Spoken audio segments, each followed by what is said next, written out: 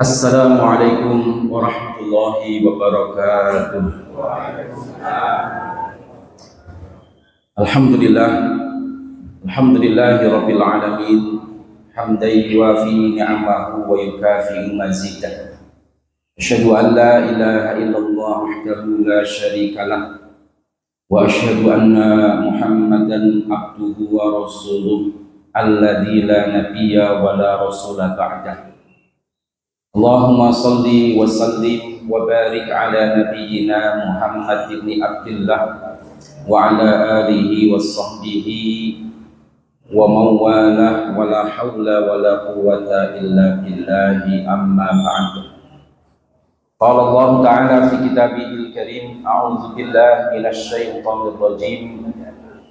Qalu subhanaka la ilma lana illa ma 'allamtana innaka antal alimul hakim. Wa qala aydan ya ayyuhalladzina amanu ittaqullaha wa qulu qawlan sadida yuslih lakum a'malakum wa yaghfir lakum dhunubakum wa may yuti'illaha wa rasulahu faqad faza fawzan 'azima. Ma'asyiral muslimin, para rawuh, Bapak, Ibu, sederek lan ati-ati sedaya ingkang kula hormati. Alhamdulillah, di pagi Jumat hari ini 14 Ramadan kita semua dipertemukan oleh Allah di Masjid Istiqomah ini tanpa ada halangan satu apapun.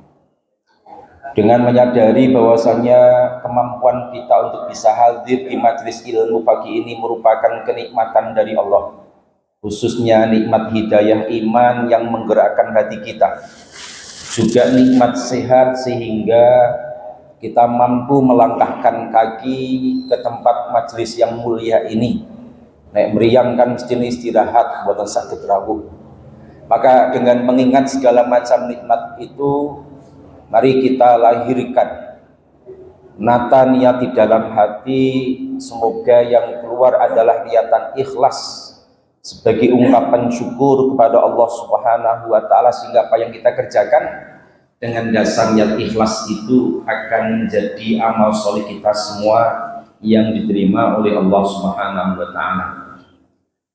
Salat dan salam semoga senantiasa terlimpah curahkan pada junjungan kita baginda agung Nabi Muhammad sallallahu alaihi wasallam. Semoga terlimpah pula kepada keluarga beliau, sahabat beliau, juga kepada kita semua, seluruh umat beliau ila yaumil qiyamah. Bapak Ibu hadirin ma'asyiral muslimin jamaah rahimakumullah. Tema kajian kita di pagi hari ini, kalau bulan Ramadan ini penting temanya disampaikan. Sebab nek ora disampaikan judule, engko sing bocah-bocah sekolah sing nggawa buku niku bingung. Sok sasingan ngarai judul niku sak karepe dhewe. Materine apa, judule apa. Lah kebetulan dari Majelis Tabligh Pimpinan Cabang Muhammadiyah Desa memberikan tema andai Ramadan ini adalah Ramadan yang terakhir. Di panitia ini ngajak-ngajak kita semua untuk berandai-andai. Hadirin ma'asyiral muslimin rahimakumullah. Sebelum memasuki materi, perlu barangkali sebagai prolog ataupun pengantar. Bolehkah kita itu berandai-andai? Ngandikno wingi ki aku koyo kae, mestine aku dina iki ora koyo iki. Biyen umpamane aku zamane nom-noman sregep nyambut gawe mono, saiki umur 50 tahun mestine aku wis nempel omah, nempel mobil. Itu kan berandai-andai. Termasuk pagi hari ini kita berandai-andai. Andai saja Ramadan ini Ramadan terakhir, kita mestinya seperti apa? Dan pertanyaannya, bolehkah kita itu berandai-andai Bapak Ibu? Lamun toh mono, sekiranya seandainya. Hadirin ma'asyiral muslimin rahimakumullah. Berandai-andai ada yang boleh, ada yang tidak boleh. Kalau yang tidak boleh, batasannya adalah berandai yang sampai menjadikan orang itu menyesali takdir Allah Subhanahu wa Ta'ala. Itu berandai yang tidak boleh. Contohnya misal terjadi musibah, entah kematian, entah ataupun musibah apapun. Dah no wingi aku ora koyo kae ora ngeki panganan sate karo duren karo bapakku misal. Mestine bapakku si ono murid dino iki wong karang wingi pengin sate karo duren tak turuti jebul malah nanjak tekanan darah tinggine langsung mlebu rumah sakit ora ketulungan. Nah, itu berandai-andai yang sampai menjadikan orang itu tidak ridho, tidak ikhlas terhadap takdir Allah Subhanahu wa taala. Itu yang seperti itu oleh Nabi sallallahu alaihi wasallam tidak beliau perbolehkan. Dalam hadis sahih riwayat Imam Muslim, ini juga ada di dalam kitab hadis Arba'in An-Nawawiyah, Rasul sallallahu alaihi wasallam sabdakan, ihris ala ma yanfa'uka wasta'in billahi wala ta'jiz. Ihris ala ma yanfa'uka, berharaplah terhadap apa yang bisa bermanfaat bagimu. Berharaplah, berambisilah, berkeinginanlah untuk mendapatkan sesuatu yang bermanfaat.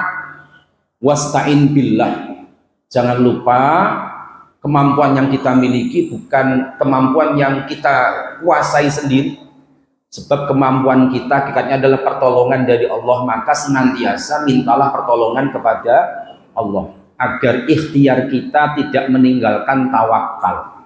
Wasta'in billah, mintalah pertolongan kepada Allah. Wala ta'jiz, ojo ngrasa lemah.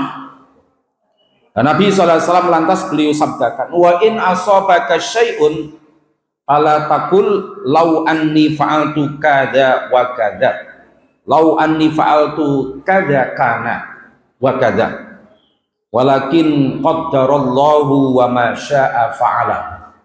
Dan kalau terjadi sesuatu yang tidak mengenakan, musibah dan lain sebagainya, jangan berandai-andai mengatakan, oh seandainya saya kemarin seperti ini, aku dinekira koyo iki.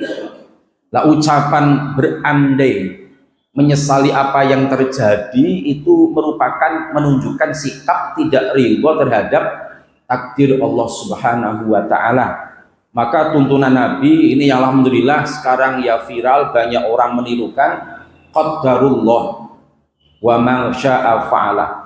Apa yang terjadi itu ya sudah merupakan qaddarullah, keputusan takdir dari Allah. Wa ma syaa fa'ala, dan apa yang Allah taala kehendaki itulah yang terjadi. Kita memiliki rencana, jenengan punya rencana janjian bareng mengko temu jam semene ning kene.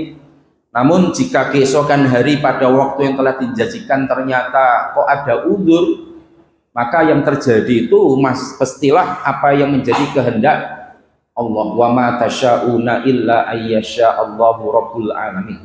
Tidaklah kalian itu memiliki kehendak, dan Allah pun memiliki kehendak. Pasti yang akan terjadi adalah kehendak Allah Subhanahu wa taala. Ini berandai-andai yang tidak boleh, berandai-andai yang sampai menjadikan orang itu tidak ridho Rasulullah terhadap takdir Allah Subhanahu wa taala. Sementara berandai-andai yang boleh ya termasuk berandai sebagaimana judul kajian kuliah subuh pada hari ini. Berandai yang menjadikan kita semakin semangat untuk beribadah. Berandai yang menjadikan orang bisa menyerap satu pelajaran.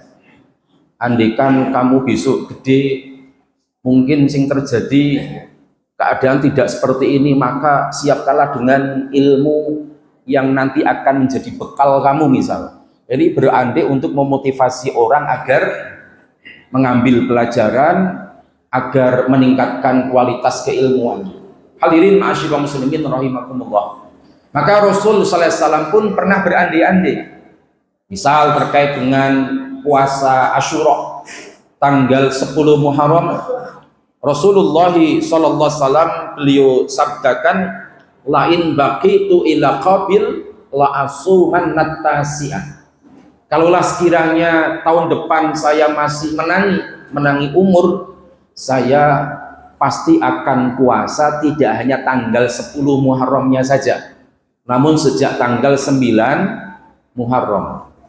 Namun ternyata qadarullah, apa yang terjadi adalah takdir Allah, Rasul tidak sampai menjumpai Muharram tahun depannya, sebab masih bulan Muharram Safar Rabiul Awal, beliau wafat sedo di bulan Rabiul Awal, sehingga puasa Asyura sunnahnya Nabi itu tidak tanggal 10-nya saja, meskipun sunnah fi'liyahnya apa yang Nabi kerjakan itu hanya tanggal 10, namun sunnah hamiyah, sunnah yang merupakan cita-cita Nabi kalau menangi umur, akan beliau kerjakan mulai dari tanggal 9. Tujuannya apa?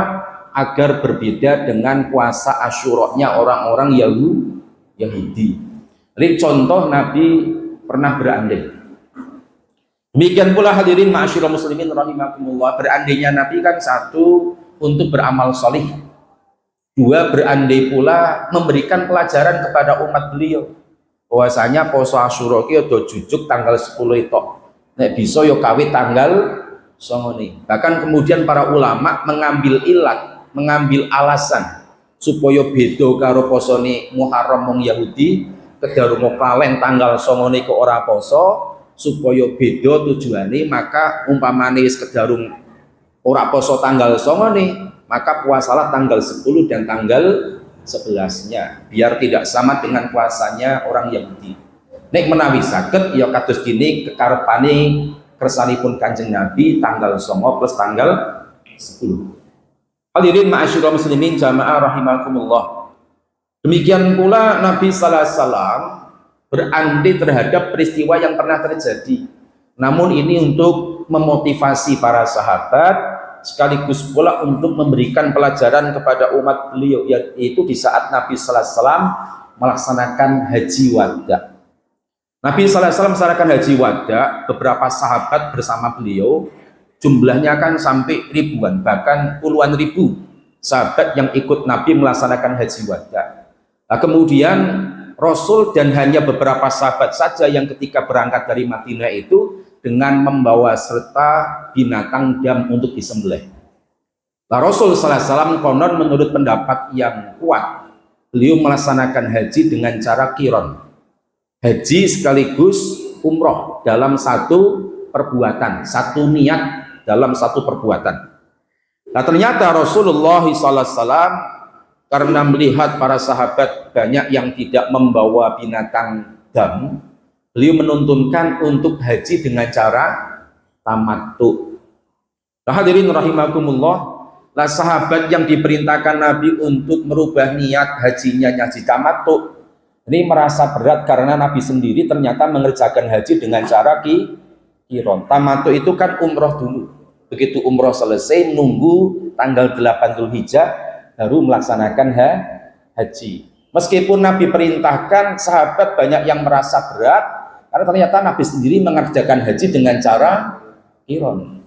Maka Rasulullah SAW beliau bersabda bahwasanya kalau seandainya saya tidak membawa binatang dam, saya pun dari Madinah akan mengerjakan haji dengan niat haji tamattu. Lawis takbaltu min amri mastadbartu, kalaulah saya bisa memutar waktu, mah ahdaitu walaula anna ma'iyya al-hadyah la ahlaltu. Nek aku ora nggawa binatang ternak seperti kalian pun saya akan tahallul, akan umroh terlebih dahulu. Ini apa namanya, pengandian Nabi yang mengandung sisi pelajaran dan memberikan motivasi kepada sahabat. Ya pendek kata hadirin rahimakumullah, yang tidak boleh itu berandai-andai yang sampai dampaknya orang ketika berandai-andai itu tidak ridho terhadap takdir Allah Subhanahu wa taala. Ibunda Aisyah radhiyallahu taala anha pun dia pernah berandai-andai. Namun ya dalam rangka mendidik para sahabat dan umat Islam bahwasanya istri itu boleh memandikan jenazah suaminya. Maka beliau Ibunda Aisyah di saat Nabi hidup pernah menyatakan kepada Ibunda Aisyah, nek siro mati dhisik gampang, aku sing ngedusi. Artinya seorang laki-laki suami boleh memandikan jasad jenazah istrinya. Demikian pula sebaliknya Ibunda Aisyah beliau ketika sudah berselang waktu Nabi dimakamkan, beliau Ibunda Aisyah mengatakan lawis takbaltu min amri mastadbartu, kalau seandainya waktu yang telah lewati itu aku bisa putar kembali, ma ghassalahu illa nisa'uhu, pasti yang akan memandikan jenazah Nabi yang aku perintahkan adalah istri-istri beliau saja. Ini satu contoh pengandaian yang diperbolehkan.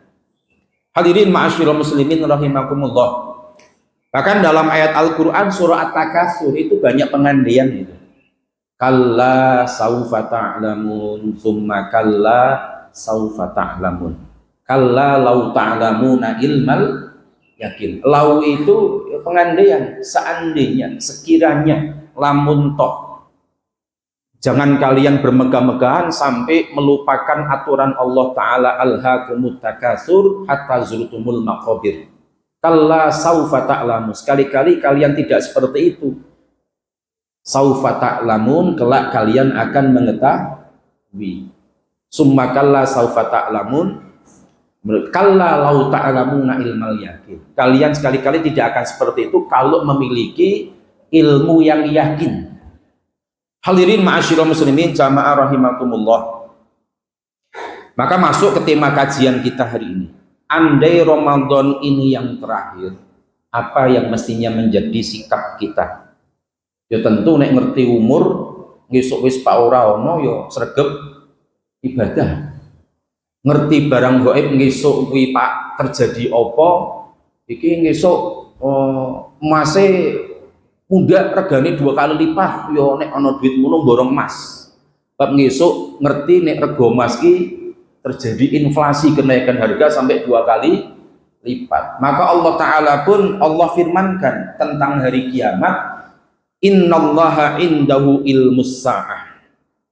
Ada 5 perkara gaib yang hanya Allah tahu, yang Allah tahu, yang lainnya selain Allah tidak tahu.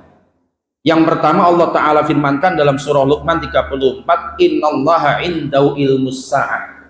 Sungguh bagi Allah lah, kepunyaan Allah lah, ilmu tentang kapan hari kiamat itu. Wa yunazzilul ghaitha wa ya'lamu ma fil arhami wa ma tadri nafsun bi madza taksibu ghadan wa ma tadri nafsun bi ayyi ardhin tamut innallaha alimun khabir. Yang kedua Allah Ta'ala firmankan setelah yang pertama hanya Allah yang tahu kapan hari kiamat terjadi. Yang kedua wa yunazzilul ghaits, Allah pun yang menurunkan hujan, manusia tidak tahu, hanya bisa memperakirakan perakiraan cuaca.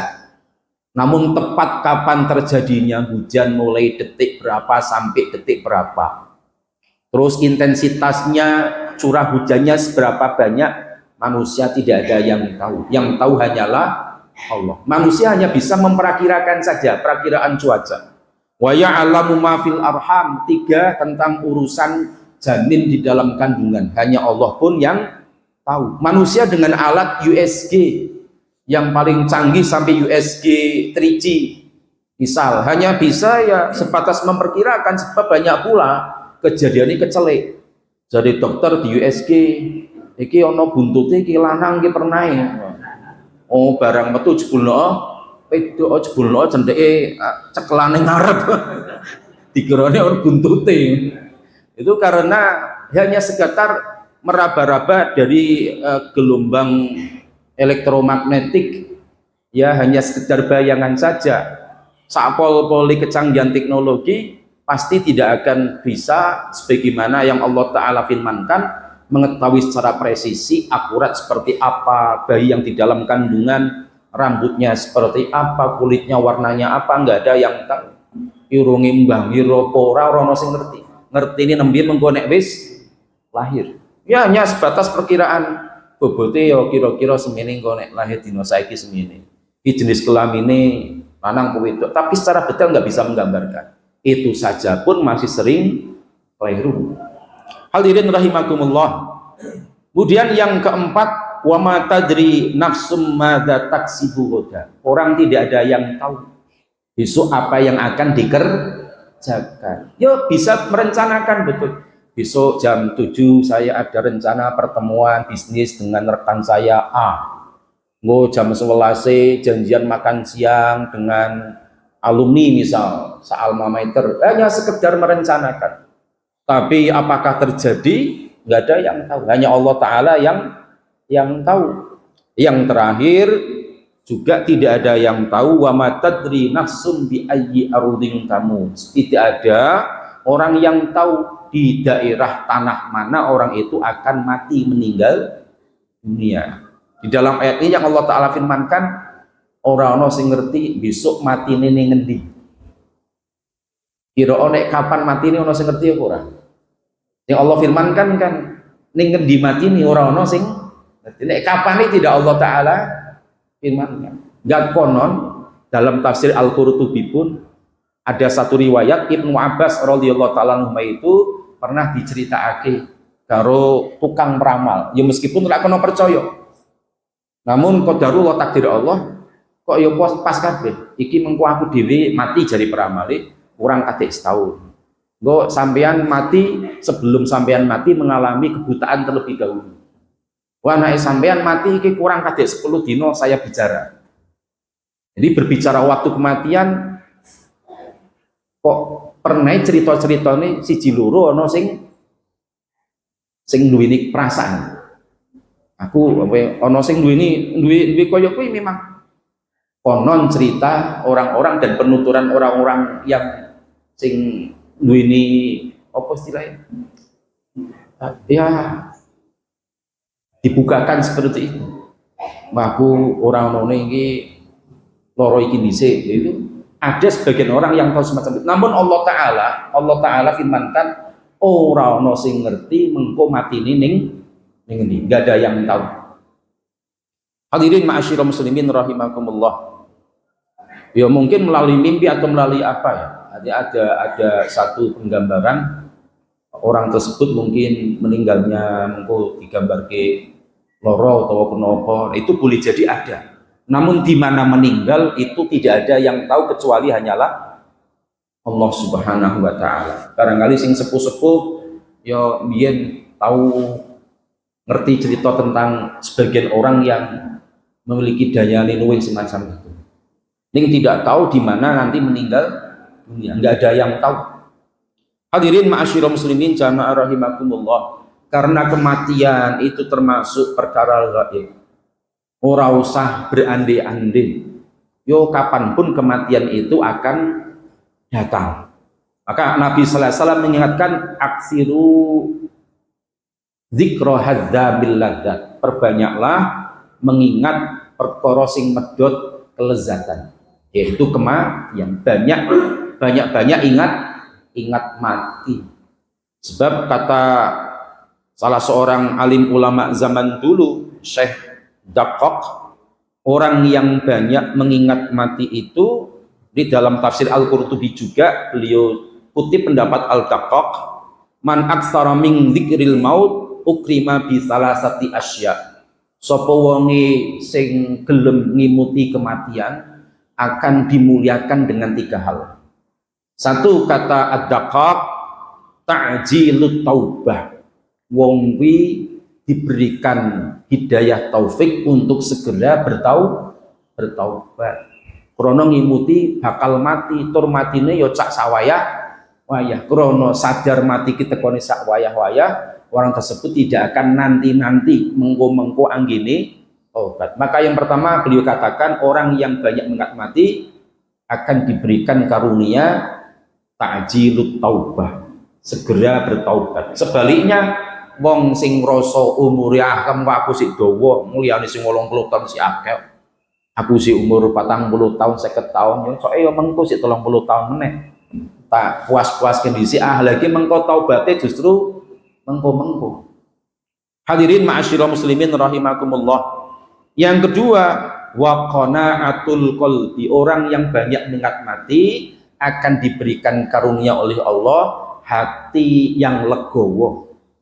Qanaah, nerimo terhadap apa yang menjadi takdir Allah Subhanahu wa Ta'ala.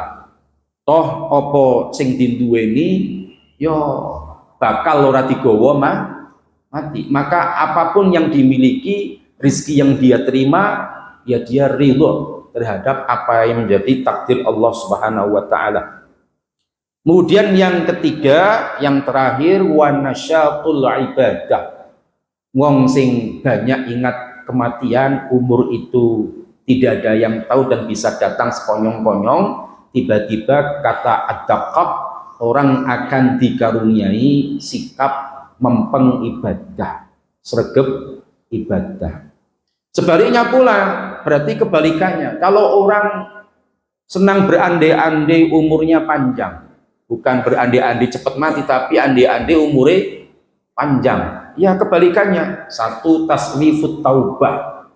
Tobatnya mengko dhisik. Mengko umurku paling yo sik dawa. Nek krana beranggapan umur dia masih panjang, lupa akan kematian. Wa tarkur ridha bil kafaf.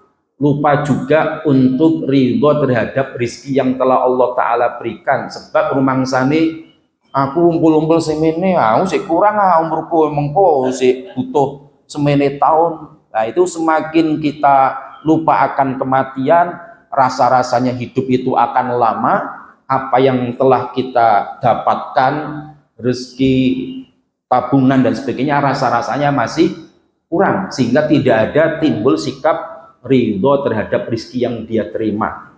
Yang ketiga sebaliknya tadi, wataka sulul ibadah, ibadah aras-arasan, rasane ya mengko ibadah ngenteni tuwa sithik, nek wis pensiun kan orang duwe kesibukan. Iki mumpung awake sehat isih enom ya mumpung nyambut gawe. Nah, rumangsane umur apa pilah-pilih malaikat maut njukuk nyawane sing tuwa dhisik, ya bisa sing tuwa dhisik sing nom keri. Bisa sing nom keri sing tuwa dhisik. Sing nome kapan? Sing bayi peono. Hadirin ma'asyiral muslimin jamaah rahimakumullah. Maka secara umum dalam Al-Quran surah Al-A'raf 188 orang mengetahui perkara gaib nek ngerti mono yo mesti banyak memperoleh kebaikan dari pengetahuan akan hal gaib itu. Sebaliknya juga banyak menghindari kerugian. Dawuhipun Allah Subhanahu wa taala kepada Kanjeng Nabi, "Qul la amliku li nafsi naf'an wa la dharra illa ma Allah." Katakan wahai Nabi Muhammad sallallahu alaihi wasallam, la amliku li nafsi naf'an wa la dharra. Saya sendiri itu tidak memiliki kuasa untuk mendatangkan kemanfaatan ataupun sikap yang bisa merugikan, membahayakan. Illa masya Allah, kecuali apa yang dikehendaki oleh Allah. Nabi sallallahu alaihi wasallam diperintah oleh Allah untuk menyampaikan kepada umat, sahabat dan kaum muslim saat itu ngatasi Kanjeng Nabi piyambak. Nabi satu tidak memiliki kuasa untuk mendatangkan manfaat kecuali apa yang dikehendaki oleh Allah. Paribasan kok bisa ngetoke mukjizat menyembuhkan orang yang sakit misal. Bagaimana sahabat Ali ketika beliau pelean diusap dengan apa namanya nek cara wong Jawa mono duayu ludah Kanjeng Nabi bisa sembuh. Itu bukan sekonyong-konyong karena kemampuan Nabi, namun karena izin dari Allah Subhanahu wa taala. Masyiatullah, kehendak Allah taala, kersanipun Allah taala. Demikian pula ngatasi Kanjeng Nabi bikoyo menggono apa maneh menungso biasa dokter bisa ngobati, ya bukan karena kemampuan dokter itu, bukan karena obat yang dirasakan dokter, namun karena kehendak Allah. Dalam obat itu Allah memberikan perantara sebagai kesembuhan bagi orang tersebut. Ini kembali kepada kemahakuasaan Allah Ta'ala. Walau kunta a'lamul ghaiba lastaksaratu minal khair wa ma massaniyassu.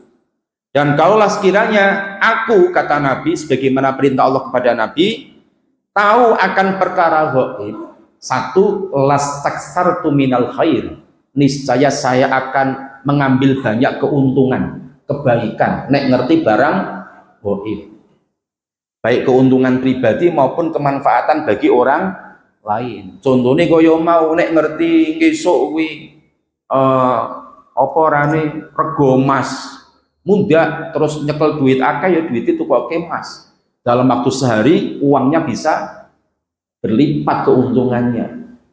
Nek ngerti ki ning kono ono banjir setahun ngarep kono ki banjir, omah tak dol, gampang aku tuku omah liya. Kuwi nek ngerti perkara gaib. Wa ma masaniyasu, ya tentu juga kalau ngerti barang gaib, aku mesti terhindar dari segala macam kerugian, mara bahaya bencana. Niki juga yang kedua kalinya, selain Allah Ta'ala firmankan, kalaupun toh Nabi bisa mendatangkan kemanfaatan itu hakikatnya adalah kehendak Allah. Demikian pula yang kedua kali dalam ayat ini, Nabi tidak mengetahui perkara gaib secara langsung. Umpamane Nabi kok ngerteni, misal Nabi sallallahu alaihi wasallam ngandhakake kepada para sahabat, nanti kelak tiba masa waktunya kalian akan aman tentram berjalan dari Son'a ke Hadramaut, tidak ada yang ditakuti kecuali hanyalah Allah. Kalian akan melakukan kota Romawi, kota Persia, negara Persia.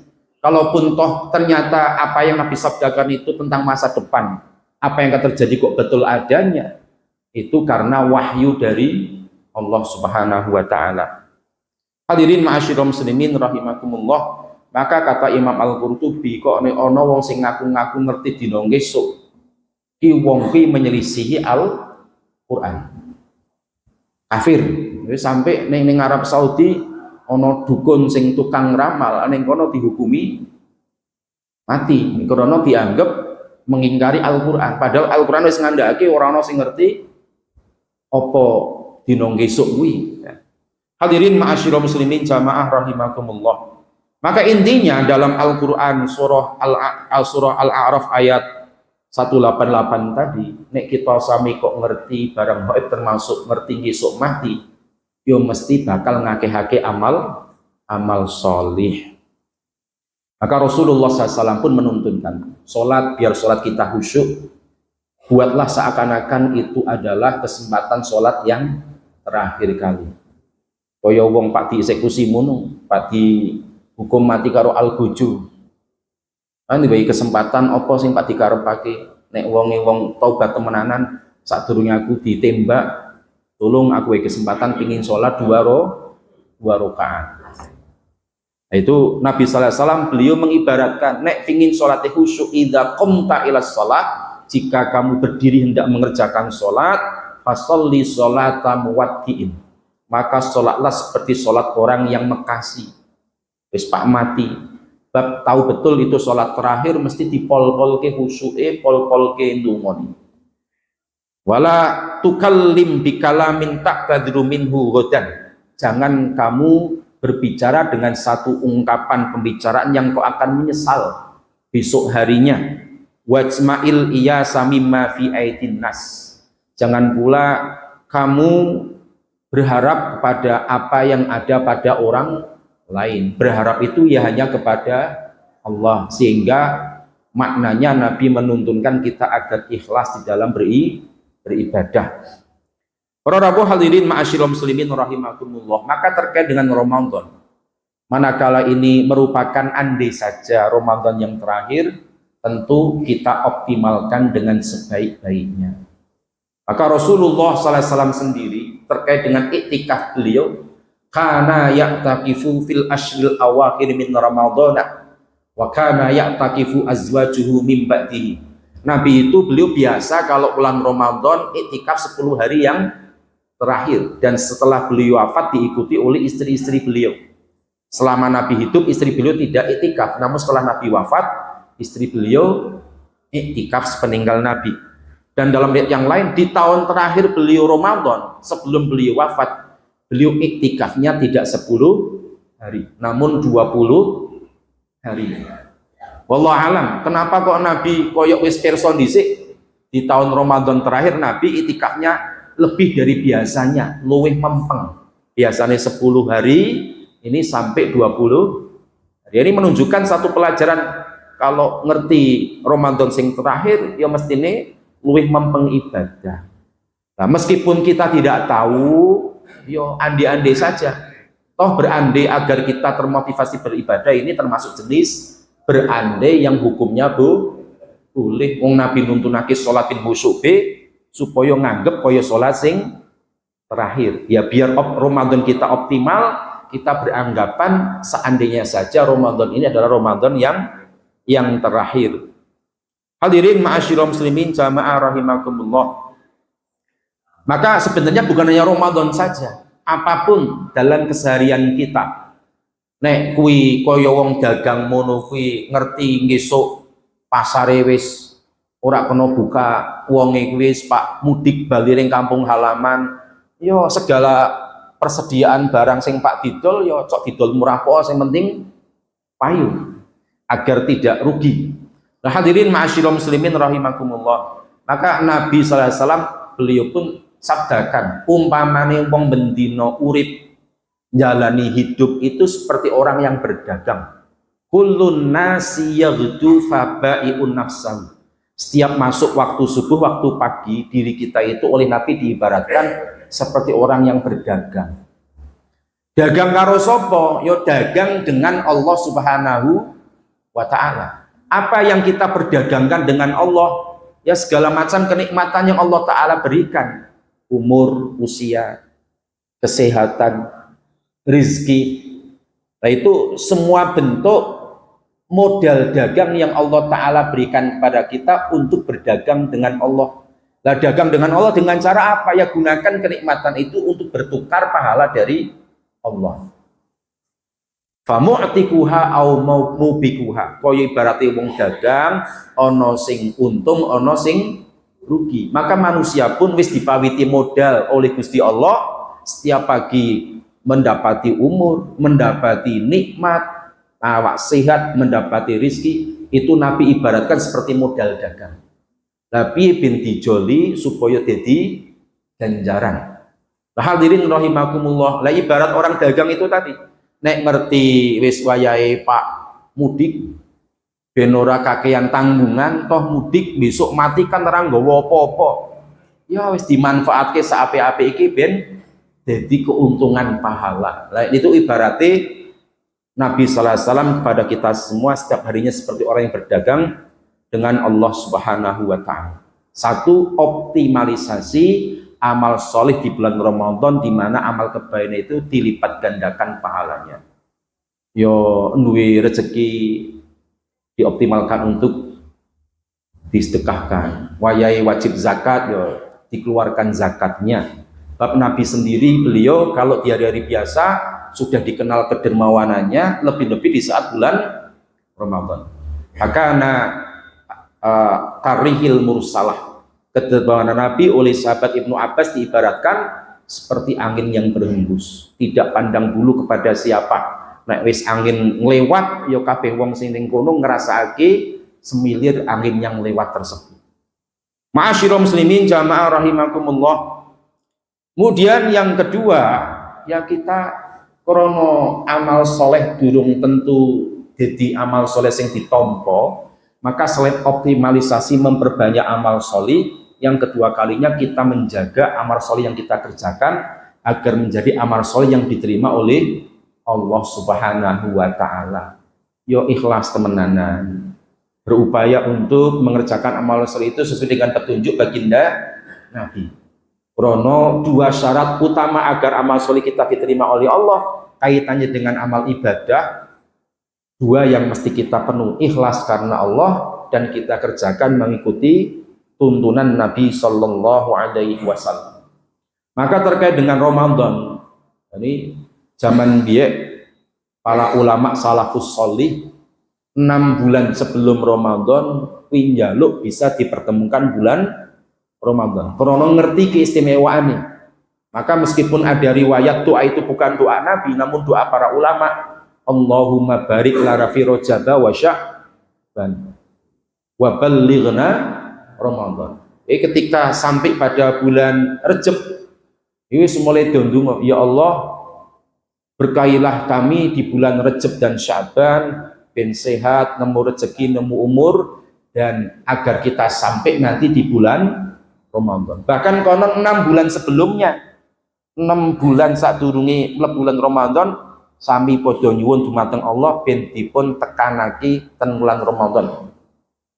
Kemudian kalau sudah mulai masuk bulan Ramadan, memperbanyak amal sholih plus ndonga Rabbana taqabbal minna innaka antas samiul alim. Ya Allah, terimalah amalan dari kami ini. Biar amal soleh selama Ramadan dikerjakan, tak puasanya, tarawihnya, dan yang lain sebagainya menjadi amal soleh yang diterima. Bahkan sampai 5 bulan setelahnya. Sehingga baru Ramadan rampung lebu bulan Syawal, meskipun nurono tuntunan langsung kate Kanjeng Nabi, para sahabat itu mendoakan satu sama lain bersolat Id, taqabbalallahu minna wa minkum sholihal a'mal. Semoga Allah menerima dari saya, dari kalian semua amal soleh yang kita kerjakan setelah di dalam bulan Ramadan. Bahkan konon sampai 5 bulan berikutnya, artinya 1 tahun penuh berharap agar berjumpa Ramadan dan menjadi amal soleh bulan Ramadan itu diterima oleh Allah Subhanahu wa Ta'ala. Hal ini penting.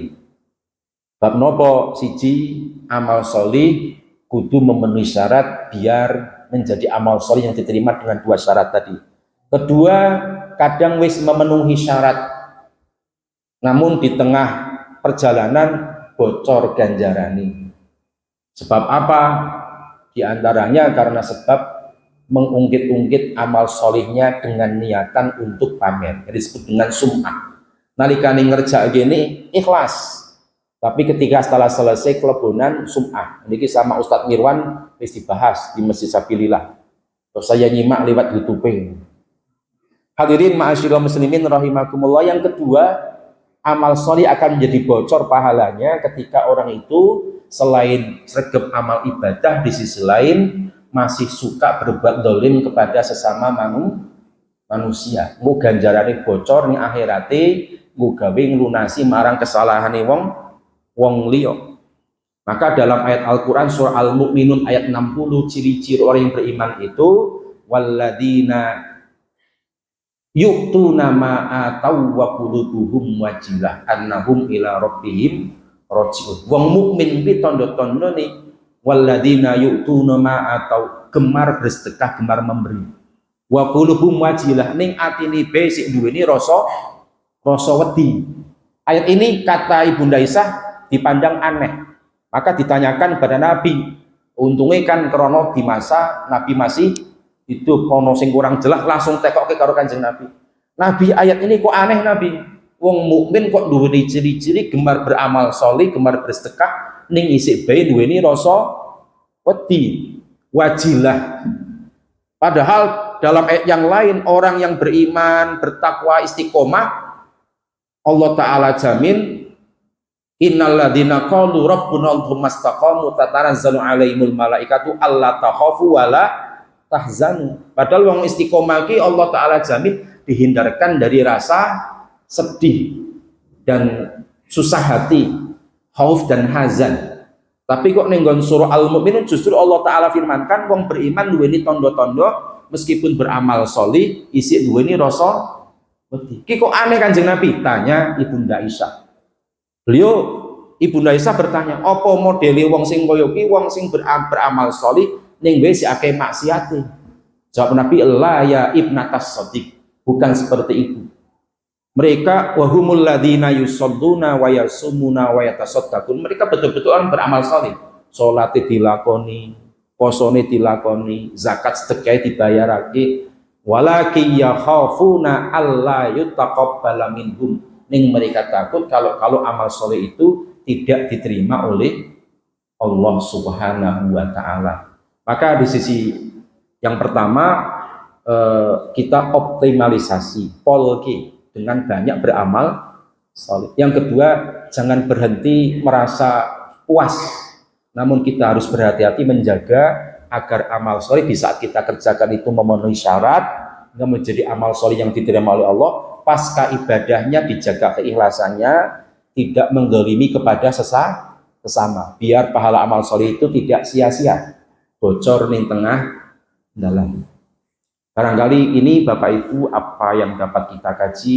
Andai Ramadan ini adalah Ramadan yang terakhir, semoga kita semua diberikan berkah umur, berkah rizki. Yang namanya berkah itu tidak diukur dengan nominal. Seberapapun panjang umur manusia kalau tidak bermanfaat tidak berkah. Seberapa banyak harta manusia kalau tidak bermanfaat di sisi Allah, justru semakin menjauhkan diri dari Allah, ya tidak berkah. Maka yang kita mintakan adalah keberkahan dari Allah. Sebagaimana kebetulan kita pun masuk di bulan Ramadan, bulan yang penuh keberkahan. Termasuk semoga ilmu yang kita kaji ini berkah, bermanfaat kepada kita semua, dapat kita amalkan dalam kehidupan sehari-hari. Bismillahirrahmanirrahim. Alhamdulillahirabbil alamin. Allahumma shalli wa sallim wa barik ala sayyidina Muhammadin wa ala alihi washabbihi ajmain. Allahumma arinal haqqa haqqa warzuqna ittiba'ah wa arinal batila batila warzuqna ijtinabah. Allahumma ij'alna mimman yastahiquna al-qawla fayattabi'una ahsanah. Allahumma ahsin akibatana fil umuri kulliha wa ajirna min khizyi dunya wa adzabil akhirah. Ya Allah, jadikanlah kesudahan akhir dari segala urusan kami menjadi akhir yang baik. Hindarkan kami dari kehinaan kehidupan dunia dan adab kelak di akhirat. Allahumma ij'al khairu a'malina khawatimaha wa khairu ayyamina yawma nalqaka fihi ya rabbal alamin. Ya Allah, jadikanlah amal yang paling baik, amal yang ada di penghujung usia kami. Jadikanlah hari yang paling indah, hari di saat Engkau cabut nyawa kami bertemu dengan-Mu ya Allah ya rabbal alamin. Allahumma ya muqallibal qulub tsabbit qulubana ala dinik wa ya musarrifal qulub sarrif qulubana ala ta'atik.